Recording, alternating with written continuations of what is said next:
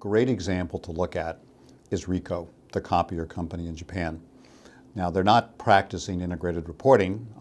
They may in the future. I can't speak for what they're going to do.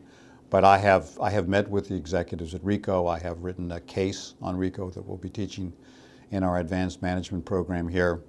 And Ricoh has developed what they call extra long-term strategy, a 40-year strategy where they have publicly committed to reducing their environmental impact. So it's broadly defined, it's carbon, it's water, it's other emissions.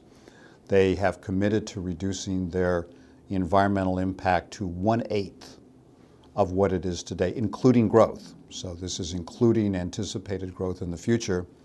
And they have done a very careful internal analysis and came up with what they called their no regret policy, which was they would be happy that they made this decision, even if not forced to do so by regulations or by stakeholder pressure. They convinced themselves through very careful analysis that this was the correct thing to do for the company, that it was the correct thing to do for society, because they're very concerned.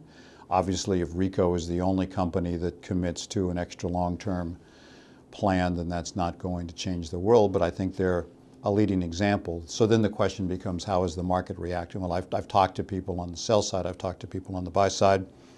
They recognize what Ricoh is doing. They would admit that it isn't being factored into their stock price today. They suggest that over the long term, as these issues, environmental and so forth, become more important, that this will be to an advantage of the company. But it's the problem that you've talked about with Peter. The sell side, it's oriented 6 months maybe at the outside, buy side, year or 2 years, and this tension between a 2-year time frame and a 40-year time frame is hard to reconcile. To Ricoh's credit, they are still doing the right thing. You can clearly say their stock price isn't being punished by it.